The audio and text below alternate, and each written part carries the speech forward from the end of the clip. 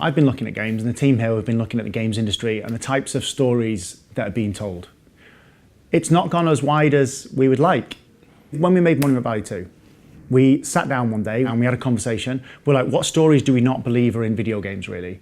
And that was the idea of motherhood. So we decided to make an entire game based around the relationship of a mother and a child. And we exist to tell those stories from a wide variety of different people, you know? We want people to have their voices heard who wouldn't otherwise be heard, and really support those ideas from people's heads to device.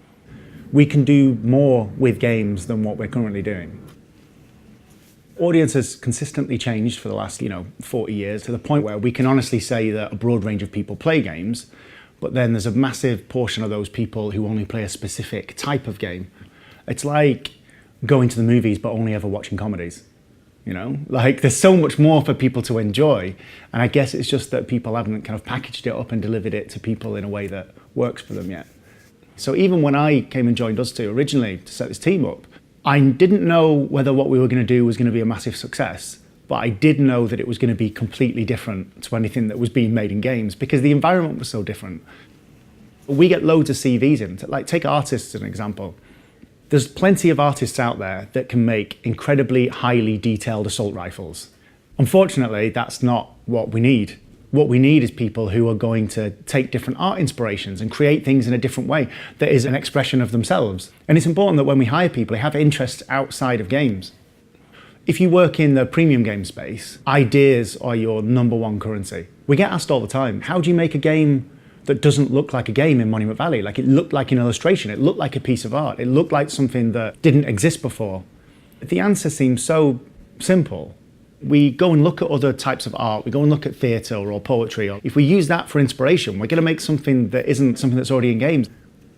When you're trying to create new genres or try and make things that don't exist yet, it can get really scary when you're working on something for 6 months and you're not quite figured it out and you're like, God, do we need to get a game out yet? And you don't want to fall back to something that's a bit more of a known quantity.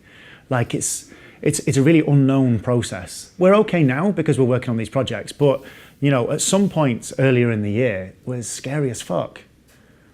Because we didn't have anything locked down. Like we were trying to create 3 brand new games all at the same time that tried to do something different. It's not like what we do is we just go, okay, well, we're going to make a puzzle game. Okay, what puzzle games work? Let's do that with a pretty art style. Like it's not that. It's about taking genres that might exist, but adding them with something else, putting them in a way that we feel is appropriate to tell the kind of stories we want to tell. It's scary working in brand new stuff. And you need to constantly remind people that it's okay. It's okay for it to be scary. If we're not doing something that is a little bit scary, then we're not pushing the boundaries. The thing that I like the most is that every single role here is creative and every single role is allowed to have ideas. Nobody's going to say, okay, right, you're a programmer. Okay, go back to your desk and do coding. You're not allowed to be part of the idea generation. We need very well-rounded people to pursue this kind of work and make sure that everyone is at least aware of every element of making games, even if they're not specialists in, every single one of them. So we're always prototyping new ideas. As I said before, ideas are our biggest currency. We're currently working on 3 games, but we should always be working on at least one thing that's brand new.